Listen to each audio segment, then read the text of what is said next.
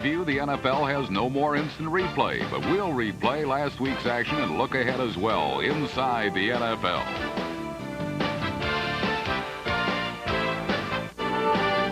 I'm Brian Burwell. In this week's cover story, we'll take a look at an Eagle who's ready to fly again. Philadelphia's Randall Cunningham. Hi, I'm Alex Wojciechowicz Jr., Alex's oldest son, and this is the rest of his family. Please stay tuned to see how we, with others, pay tribute to a great football player. Joining us on NFL Crosstalk is Minnesota head coach Dennis Green to talk about the new-look Vikings.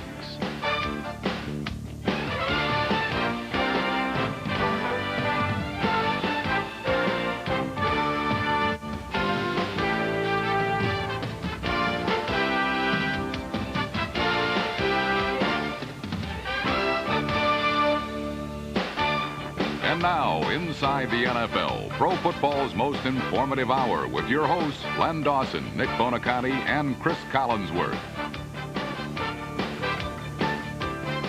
Hello, everybody. Welcome to the longest-running show in the history of cable television.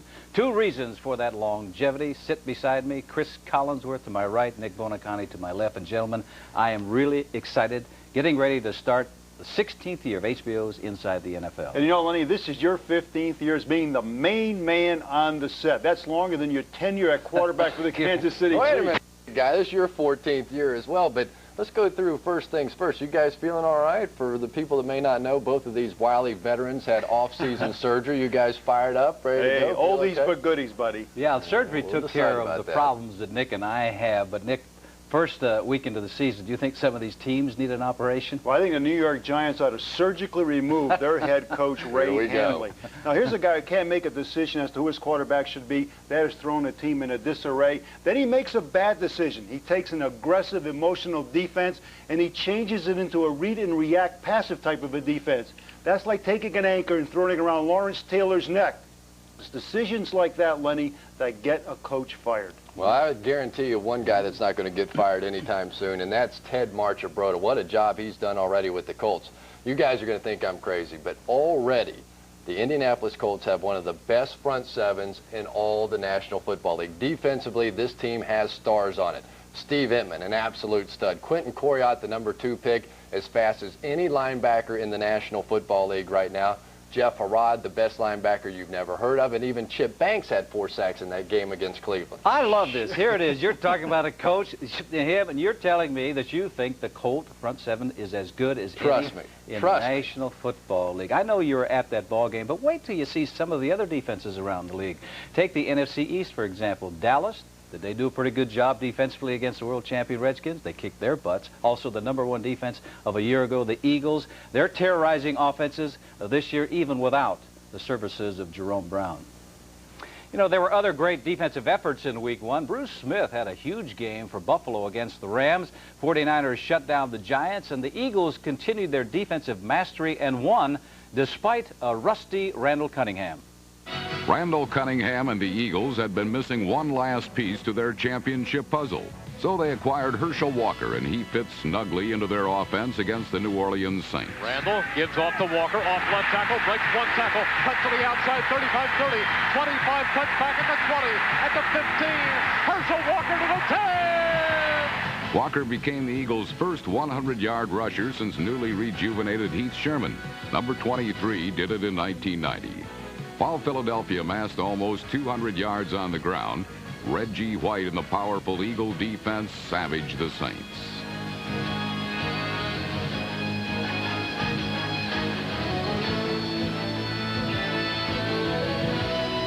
New Orleans was limited to a paltry 55 yards rushing, and quarterback Bobby Hebert was stymied by the acrobatic Eagles secondary. Although Cunningham fumbled 3 times, he passed with precision. It for the end zone for Barnett, who leaps and has it for a touchdown! Arkansas Fred!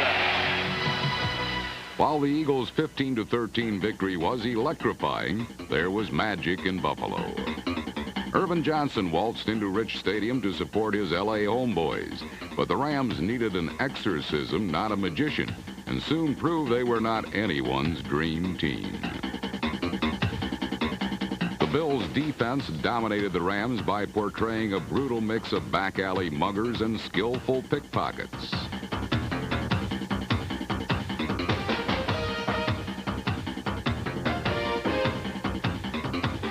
A healthy and spry Bruce Smith, number 78, registered 2 sacks, and multi-talented Thurman Thomas became the dream player for every fantasy football franchise owner in America.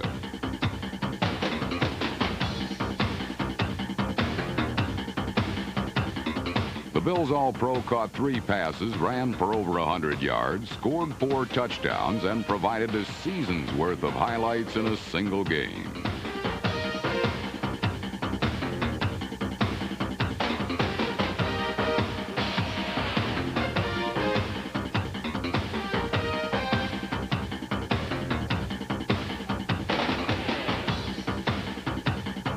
But on this day of mad dashes and spirited sprints, it was a marathon runner who broke the tape.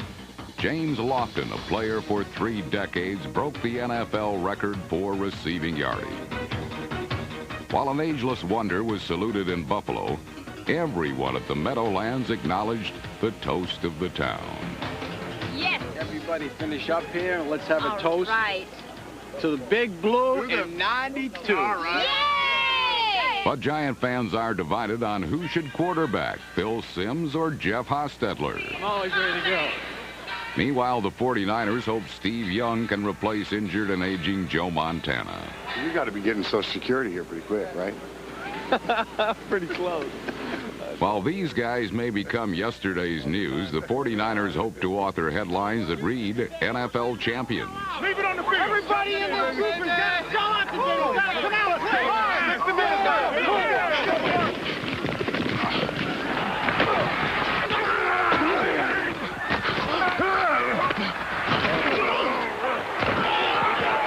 Push into his face. We can't let him scramble, all right? And be alert to come off on the screen. Now, we got to mix that pass in there now. You're doing a good job. Just stay with it now. Hey, you're pass blocking the out of him now. Come on, Tim. Bring out them 6 shooters, baby. Nicknamed the Gunslinger, Tim Harris notched 2 sacks of Phil Simms. While fickle Giant fans switched loyalties, the 49ers switched quarterbacks as Steve Bono replaced injured Steve Young. Because I'm looking just to make sure if there's a hole in the middle, like maybe I might have a tight end, but they waited for it. They knew it was coming.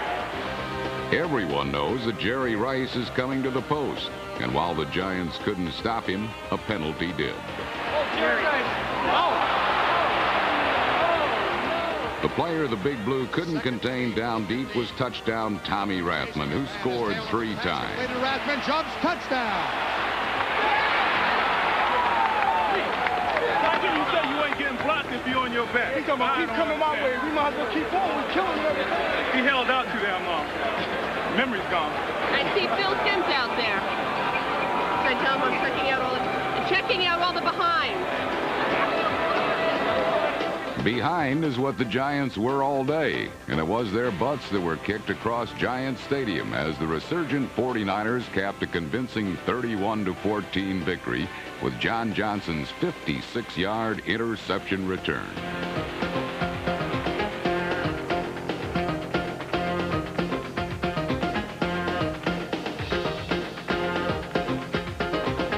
Not 1, not 2, but 3. Can you believe it? I can't. We got on today. 1's in the bag. We got 15 more to go. All right, Nick, you saw Tim Harris say 1 down and 15 to go, but Tim should be thinking only of the next game because they're taking on the Bills this week. But they're a good football team. In the offseason, several coaches felt that the 49ers were the best team at the end of last season. They don't seem to have any controversy this year except who should be starting at quarterback. Well, Lenny, there is really no quarterback controversy with the San Francisco 49ers. When they play the Buffalo Bills this week, Steve Bono should be the quarterback. You have to remember that the 49er offense was designed around Joe Montana, and Steve Bono, in my mind, operates that as close to Montana as possible. And besides that, he is 5-1 as a starter. Well, it's fine to go with a pocket passer like Bono if you're playing a team like the Read and React Giants. But this week they go up against the Buffalo Bills, and Bruce Smith is back. 2 quarterback sacks a week ago, 4 quarterback pressures. And the best way for the 49ers to win this football game is with Steve Young. He had the highest quarterback rating of any quarterback in the league last year. He's mobile. He can scramble when necessary. He gives them their best shot to win. Why am I not surprised that you pick Young and you, Bo? You don't agree on something, but I tell you this, some things never change. But if Thurman Thomas continues to play like he did last week, they may be on the sideline for most of the game. Nick, how you see this game? Lenny, I think it's going to be a very close game. The 49ers will win. They have an added dimension this year. It's called Ricky Watters, the running back. He gives them something they haven't had. Well, not only will the Bills' defensive line be better, but their secondary will as well.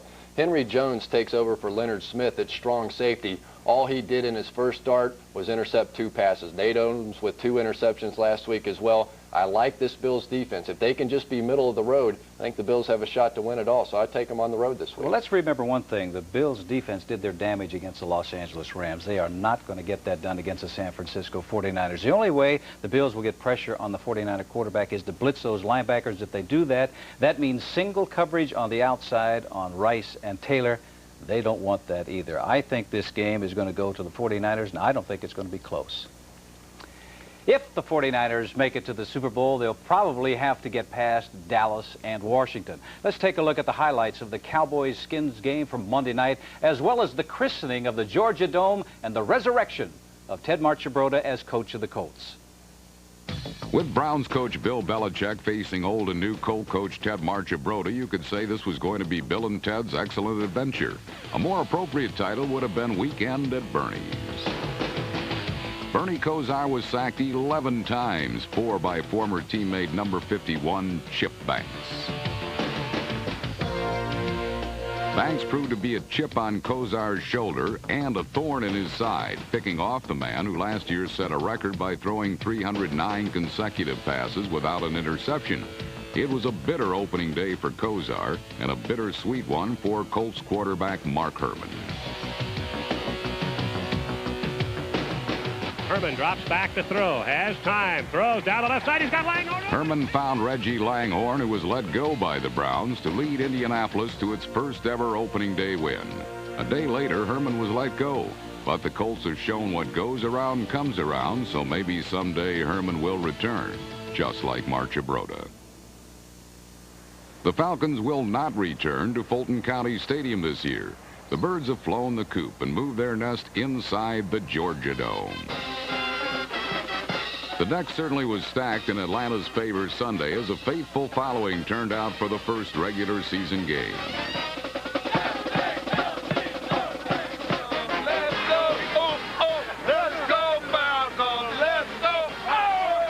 Ladies and gentlemen, welcome to the Georgia Dome, home of the Atlanta Falcons.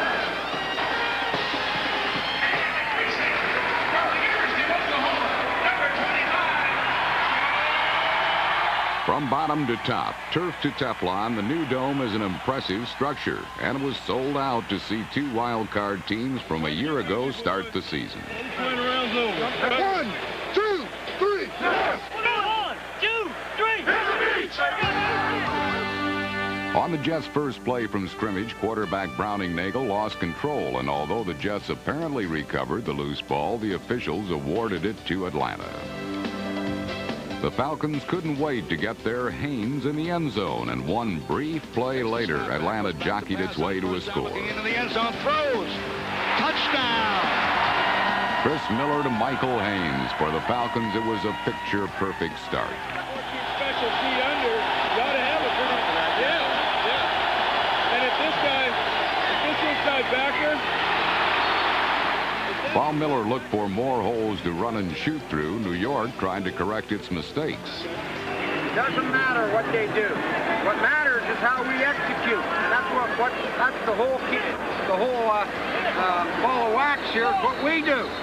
What the Jets did was watch Haynes score his second touchdown of the quarter on Atlanta's next possession. In the end zone, he throws into the end zone, touchdown!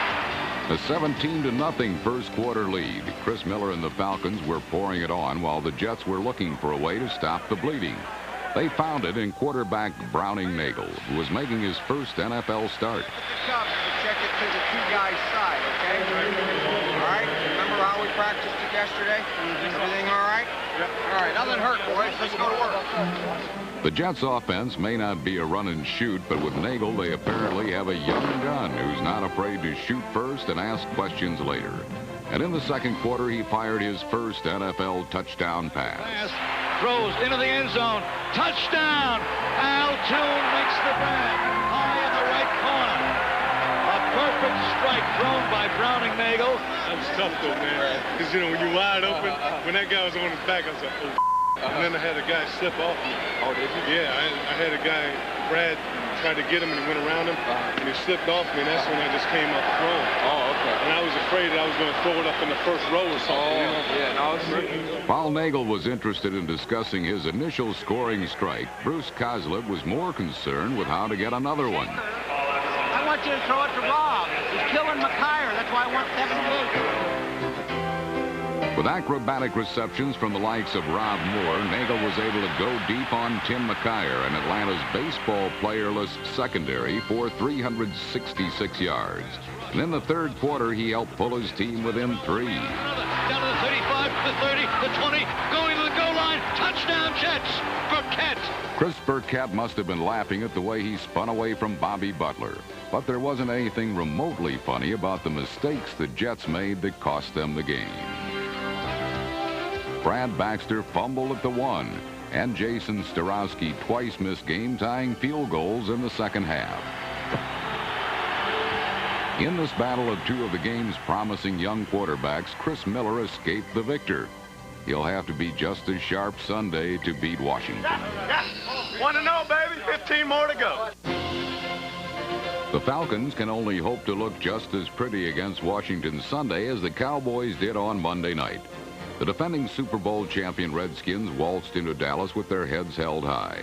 But it was a heads-up play by the Cowboys that started things off. Isaac Holt's block punt for a safety set the tone for the evening and sent Dallas fans into a frenzy. Emmett Smith kept them on their feet as he scampered into the end zone from 5 yards out to put Dallas up by 9. Number 22 tallied 139 yards for the night, his fourth consecutive 100-yard rushing game against Washington.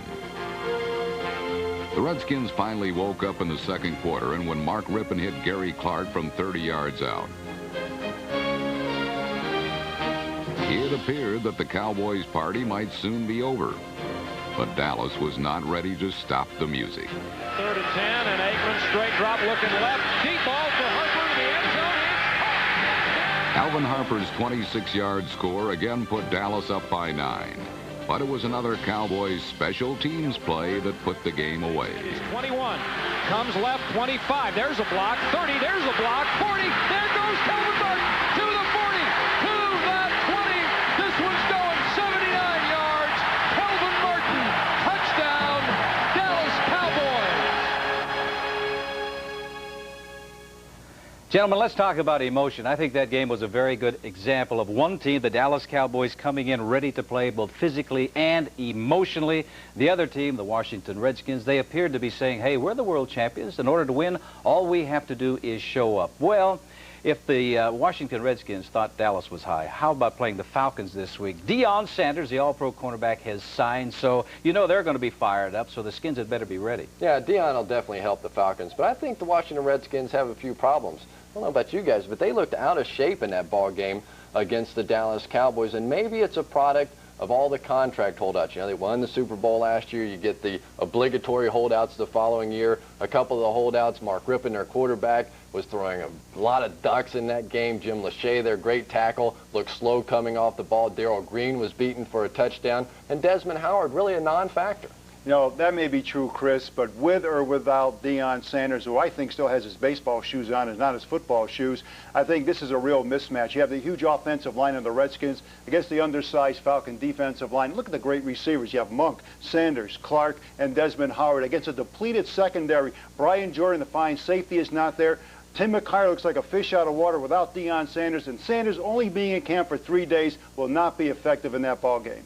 Well, it's obvious, Nick, that you think the Washington Redskins are going to win. Chris, you feel the same way? Yeah, I agree. And Nick really hit on the key, because without Deion Sanders, They don't have the two great corners ready to play in this ball game because Jerry Glanville, he likes to play bump and run man-to-man on the outside, send everybody else after the quarterback, and I just don't see Deion being ready to play this quickly to be a factor in the game. Well, I agree with both of you, and plus the fact we all know that Joe Gibbs is just too good of a coach not to have his team ready to play both physically and emotionally, plus the fact they are playing at home. And I even think that the Heisman Trophy winner, Desmond Howard, will score. This is not going to be a close game. In Greek mythology, it is the phoenix that rises from the ashes to soar again. In the NFL, it's the eagle, Randall Cunningham, that is soaring after lengthy rehabilitation. Brian Burwell has that story.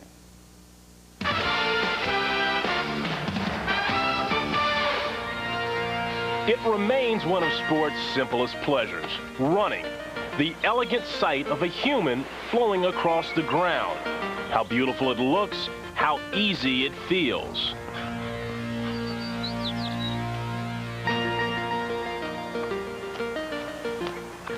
But that free-flowing art form of the human body in motion is altered greatly in football because of the ever-present danger of football armor colliding with mortal human flesh, something that Randall Cunningham discovered all too well a little more than a year ago. It's one of those things that you hope never happens. You dread getting your knee blown out. Green Bay was the scene today for Randall Cunningham's injury. Cunningham, the way that knee looked, a tremendous blow to Eagle fans today. Eagles quarterback Randall Cunningham will probably miss the rest of the season. Down. Randall Cunningham is down on the field. Cunningham to miss the rest of this year. The game's greatest improvisational artist, football's answer to Magic Johnson, was wiped out on one play, and with him the Eagles' hopes for a Super Bowl. And for more than a year, everyone wondered if there was any way the Magic would ever return. He was one athlete that I guess I dreaded seeing become injured because of the ability that he had on the field. But once he started on his rehab program, there was no let-up. Randall worked every day. I mean, most diligent person we've ever had, and it's paid off for him. The price he paid?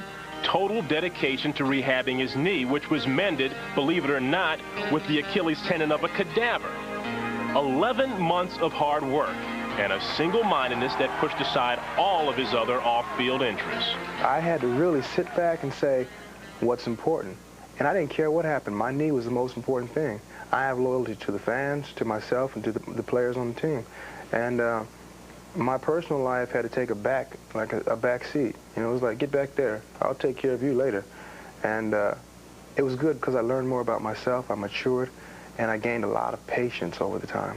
But no matter how patient he was, there was one question that could not be answered in the training room. Could Cunningham's knee still take a hit? He discovered that answer not on opening day, but in the heat of an early training camp scrimmage. I drop back and I'm throwing passes, right? And then I drop back and I'm sitting in the pocket, and the guy comes in, bam, hits my knee, and I go, whoa. And I jumped up, moved around a little bit. I said, shoot, I'm all right, man. And I knew right there, I said, hey, that hit is out of the way now. I said, I'm fine. I can go play ball because it's a mental thing. He remains football's grand stylist with the temperament of a jazz musician and the vision of an artist painting some abstract, breathless masterpiece. He is so beautiful to watch, and it is like a ballerina in one respect. He is more to me than a normal football player. Yet in his comeback this week against New Orleans, he was a normal football player. And despite his year-long promise, I'll be back scrambling, it's going to take just a little time. The most difficult bridge has already been crossed in the Cunningham comeback. He's back on the field again, performing some of the same exhilarating moves as before. But there's something missing, something that goes well beyond being defined merely as one of the game's most exciting players. Something more substantial, like being hailed as a champion with a Super Bowl ring. Coming up, a very special Where Are They Now on Hall of Famer Alex Wojciechowicz. We had a chance to speak with the former Lions and Eagles center shortly before his death. The Black and Blue division got a new green coach in Minnesota Vikings head man Dennis Green. He joins us on NFL Crosstalk to discuss the revamped Vikes. And more NFL highlights, including the Bears and Lions, who picked up their long-standing rivalry with a classic not decided until the game's final play. Going back to the cover story on Randall Cunningham, it is great to see him back. It's also great to see Gary Myers back for his 4th year as our pro football columnist from the New York Daily News. Welcome back, Gary. Thank you very much. First time back. You got a blockbuster story to talk about. Here it is, Minneapolis, Minnesota, a court ruling. They've been up there for 4 months. They had 8 players suing the National Football League over the legitimacy of Plan B free agency. The jury awarded 4 of these players over $500,000. That's the total amount of money. You have been following the story for the 4 months. How do you see it? Well, prior to the trial, the league had offered the 8 plaintiffs a total of $20 million to settle this case. Only 4 of them were awarded money, and one of those was not Freeman McNeil, who was the headline name in this case. The league's immediate reaction is that the jury's rulings does not make them subject to a class action suit, which would have presented the biggest monetary risk. I think that the thing that will likely to happen is that they'll get back at the bargaining table and try to get a new collective bargaining agreement. The league is willing to liberalize its free agency system, starting off with free agency after 5 years, with maybe 1 or 2 restrictions per team, and working its way to 4 years. You know, it seems that sports no longer belong to the players and the owner, but to the attorneys, and I'm sure this is not the last time you're going to be discussing this case during the course of the season. Let's discuss the case of Deion Sanders. Deion signed. How did that all come about? Well, the Falcons took the initiative this week, I think, as a result of the fact that Browning Nagel threw for 366 yards against them in the season opener last week. They also increased their offer. Deion was supposed to make $750,000 this year. Last week they increased it to $1.75 million. This week, $2 million, minus the money he will miss when he misses 2 games if the Braves make the playoffs. This is how it works. From Wednesday to Sunday, Deion belongs to the Falcons. He can go play in Brave games if it doesn't conflict with the Falcons' practice schedule. Once the baseball playoffs roll around, if the Braves make it, Deion is gone from the Falcons for 2 weeks, missing games against Miami and San Francisco, 2 teams that can really throw the ball. And they will miss him during those games. You know, just think about it. What talent you must have to play 2 sports at the very same time. That's right. Well, Atlanta has solved their problem. They've got their cornerback back, but hey, the Raiders still have a problem at quarterback. The folks aren't too happy with Jay Schrader out there. No, there's a lot of dissension around the Raiders camp this week after Schrader had 4 turnovers in that game against Denver, a game the Raiders really should have won. A lot of the players were talking this week about possibly having a team meeting to discuss the Schrader situation, and on Tuesday there was a pretty heated coaches meeting in which Al Davis took part. A lot of the coaches want to switch right now to Todd Marinovich. Davis has always been in Schrader's corner, and he will start this week. A lot of people around the league are saying that Davis is still trying to justify the trade for Schrader with Washington a few years ago, when he gave up Jim Lachey, who was turned into an all-pro tackle. Somehow it doesn't surprise me when you say that Al Davis is still running the ship out there on the West Coast. Gary, thank you very much. Looking forward to what you have to say next week. Great, Lenny. The more things change in the NFL, the more they stay the same. John Elway continued to make 4th quarter magic. The Chiefs still dominated on defense. The Bengals, as always, were unpredictable, and their former coach Sam White was still stirring things up, but now in Tampa Bay. You couldn't blame Sam Wyche for seeming a bit stiff in his inaugural game in Tampa. After all, it's been a while since the Buccaneers did more plundering than blundering. Still, if Sunday was any indication, Tampa may be ready to turn the tide. You get back, you get set up. You make the damn play. We get it alone, baby. That's right, baby. Special right. On 3 to the house, baby. 1, 2, 3, to the house. The Bucs used a couple of new techniques in their tete-a-tete, soft touch passes and hard-nosed play to sniff out opportunities. And while Tampa took some shots, it was the Cardinals who wound up with the headaches. The Bucs defense played Phoenix like a guitar master as Santana Dotson knocked Tim Rosenbaugh out with a concussion. And while x-rays later proved negative, Vinny Testaverde wasted no time making a positive connection with tight end Ron Hall to secure Tampa's opening day win.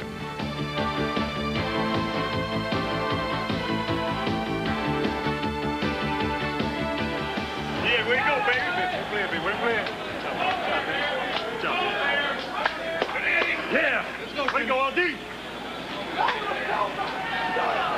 go, Ty J. Yeah, baby.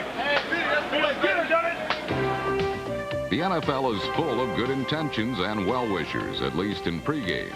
But it probably didn't take new Charger head coach Bobby Ross long to realize that San Diego is a long way from Georgia Tech.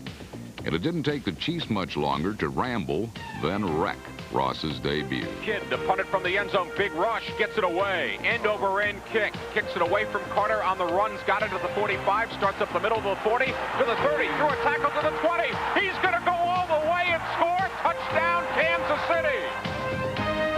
Rookie Dale Carter's electrifying return short-circuited the Chargers, and the Chiefs' defense ensured a rout with a relentless pass rush.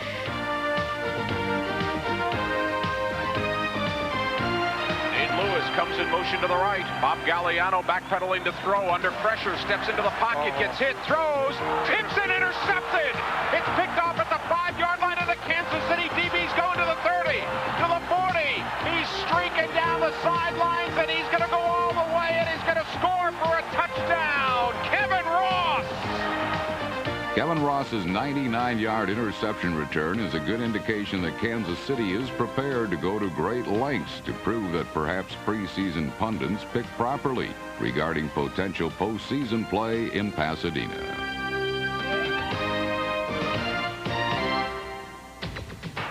He's not exactly the Don of coaches, but he is a Shula, so his bloodlines are bound to make headlines. Still, new Bengals head coach David Shula knows a little positive press never hurt, so he unleashed a pressure defense against the Seahawks to great effect.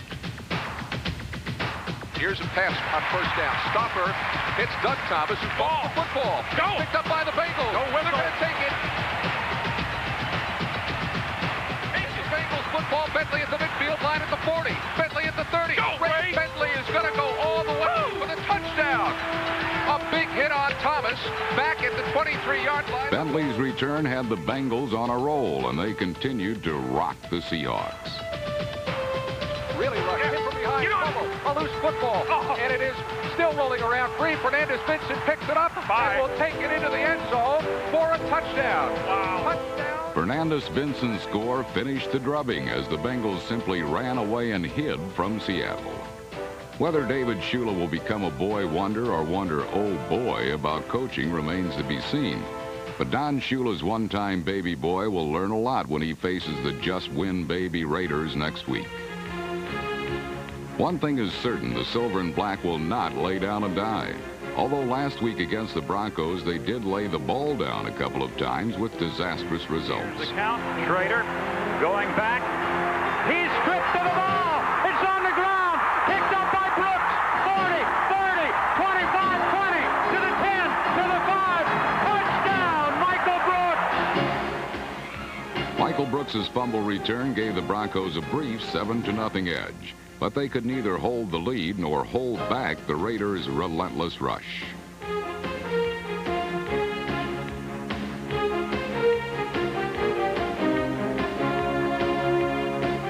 The Raiders' intimidating tactics sent Dan Reeves ballistic and helped set the scene for yet another mile-high melodrama. Trailing 13-10, John Elway went to work. It's like another exciting finish here at Mile High Stadium. Yeah, got it right where we want them. Blitz. Here it comes, and Elway gets away from it. And there's the pass. Marshall's got it. Breaks the tackle at the 30, 25, 20, 15, 10. Off for Marshall. Lionel Washington pulls him down. John Elway keeps the ball, gives it out to the right side. Touchdown, Reggie Rivers. This has to rank with one of their great victories because it wasn't pretty, but they just were gritty out there. The defense kept them in it, and the offense found a way to win.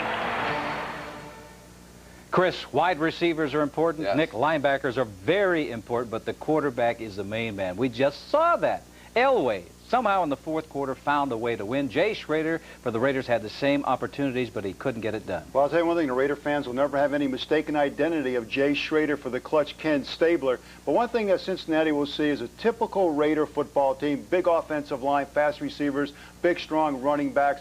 But one thing that Cincinnati can count on is that they will not have a great quarterback. Jay Schroeder, as long as he's playing quarterback for the L.A. Raiders, the Raiders will never get to a Super Bowl. Well, I tell you, it's been anything but a typical Bengal defense here lately.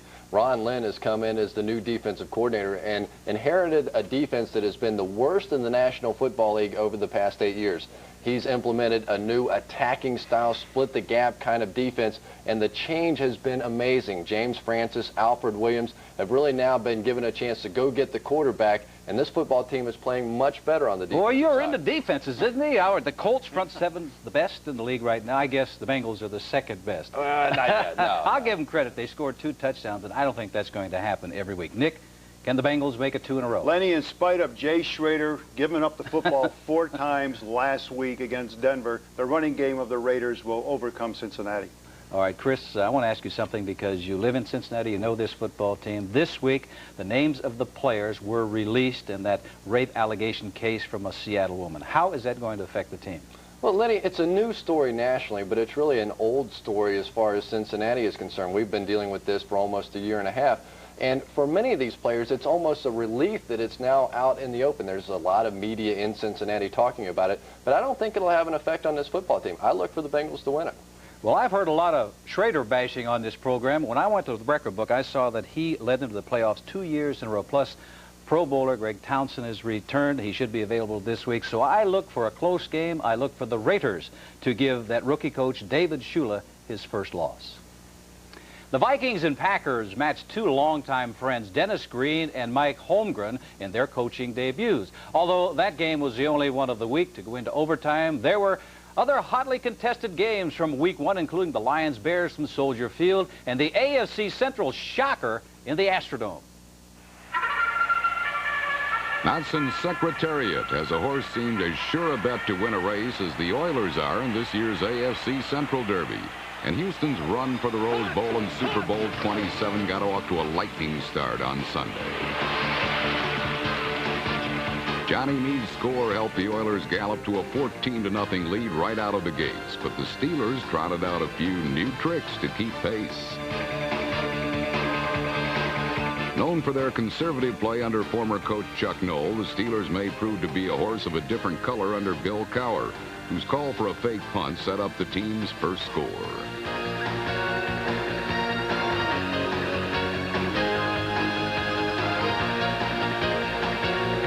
Cowher's gamble may have turned the game around as Pittsburgh chipped away to take a fourth-quarter lead. And when Warren Moon misfired with his 5th interception in the final minutes, the Steelers secured the biggest upset of the day, an upset that took the bloom off of Sunday's rose in Texas. Hoping to avoid wilting in Chicago, the Lions hired a high-paid water boy to keep the troops fresh. Barry Sanders does seem to do it all for Detroit, but even he couldn't prevent a stunning Steve McMichael from going airborne for a sack on Sunday. McMichael recorded 2 of Chicago's 5 sacks as the Bears used a variety of stunts against the rebuilding Detroit line. While rookie Alonzo Spellman's first NFL sack showed his star is on the rise, veteran running back Neil Anderson was determined to prove his star has yet to burn out.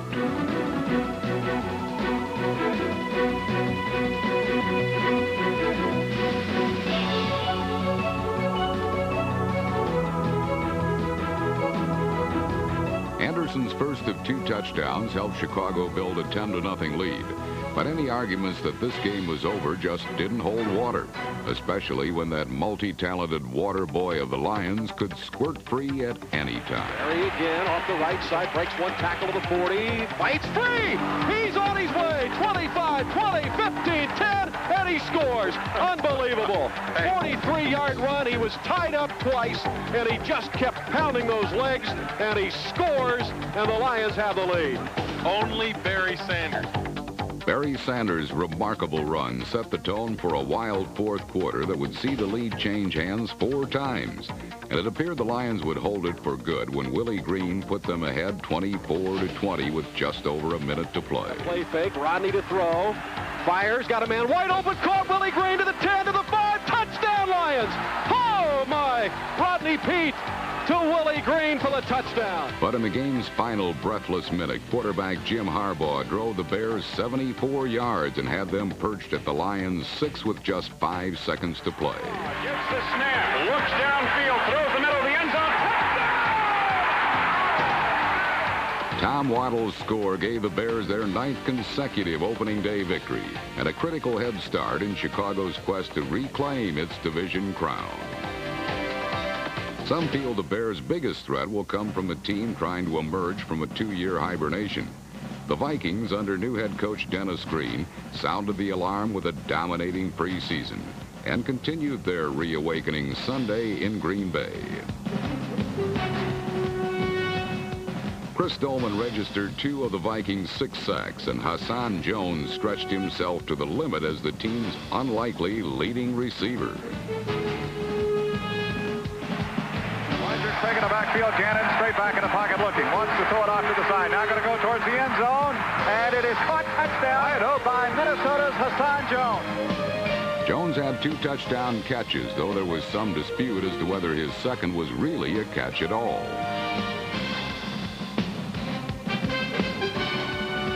Jones was awarded the score, which helped send the game to overtime, where 140-yard rusher Terry Allen set up Fuad Ravez for the winning kick. Here is the snap. The ball is down. The kick is on the way. The kick is good. Minnesota wins it. It's still early, but the once dormant Vikings seem quite rejuvenated under Dennis Green, who may have this sleeping giant pointed back to the playoffs.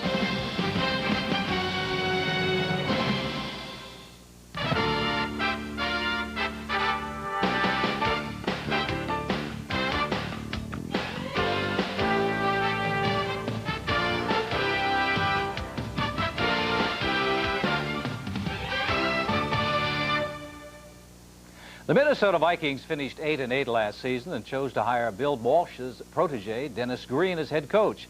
Dennis is just one of the many new faces in town. The Vikes even produced TV ads letting people know that some longtime names were no longer there.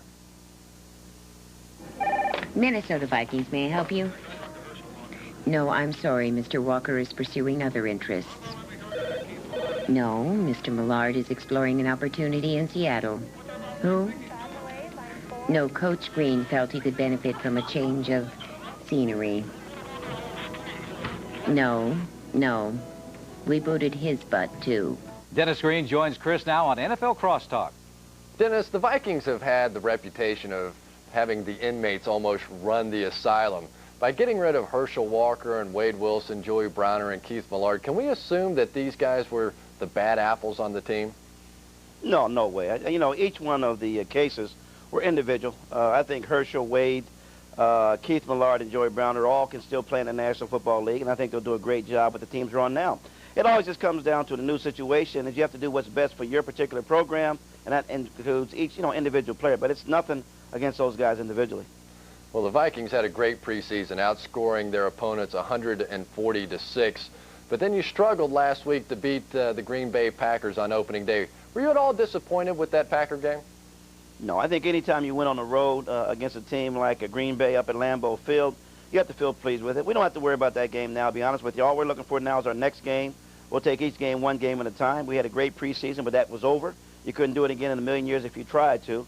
Our focus now is the Lions. We feel that we have a shot, but we're going to have to go into the Silverdome and play extremely well. And you're satisfied with the play of Rich Gannon at quarterback?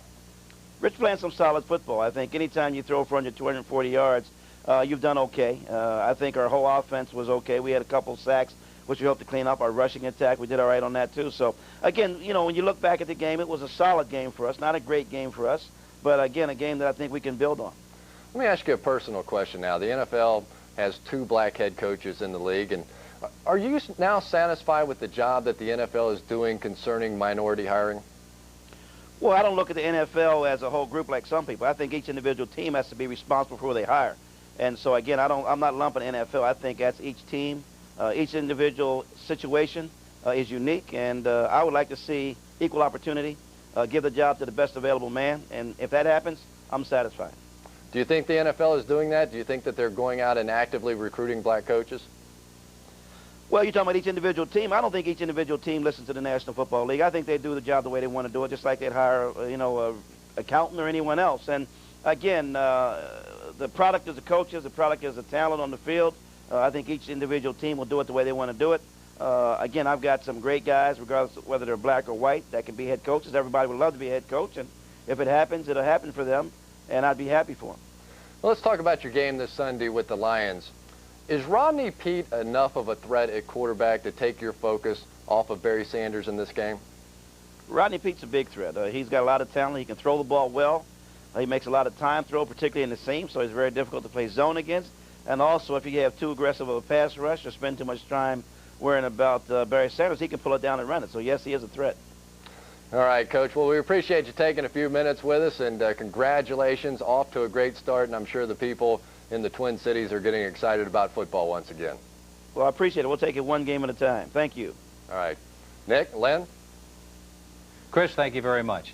Nick, the reason the Vikings are doing so well is Dennis Green. The players respect him. They have bought his program. But I don't know how he's going to sell them on the idea that they can stop Barry Sanders. You know, Lenny, when you don't have a first-round draft choice for 4 straight years, it eventually takes its toll, especially on defense. If you look at them, they have Mike Merriweather and Chris Dolman, but I don't think that's going to be enough against Barry Sanders on Sunday. Yeah, particularly when they have to play in the Lions' den.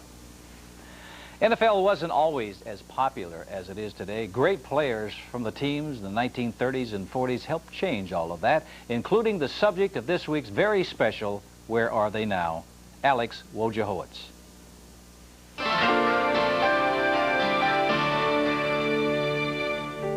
He was big and blonde with an iron-jawed look that defined the decade. In a time of heroes, he was everybody's All-American. This summer said farewell to Alex Wojciechowicz, one of Fordham's legendary blocks of granite, and an NFL Hall of Famer from the Lions and Eagles. What remains are the echoes of an athlete, father, and friend, lessons passed on to those who remain behind. Giving it all, every game I ever played, was a pleasure. Was indeed a high pleasure. Every game I ever played, way back, I never stopped. I gave it all the way.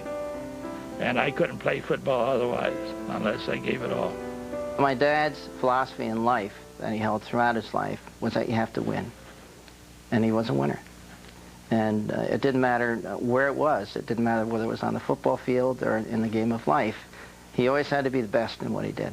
He used to wear dentures, and he would play games with them. He would pop them out and kind of scare us, but we thought it was really funny. He was in a game where he had his 2 front teeth knocked out. And the fellow that did it got up with a smile on his face, and he was very proud that he knocked my father's teeth out. I went with reckless abandon after every one of them, every one of them.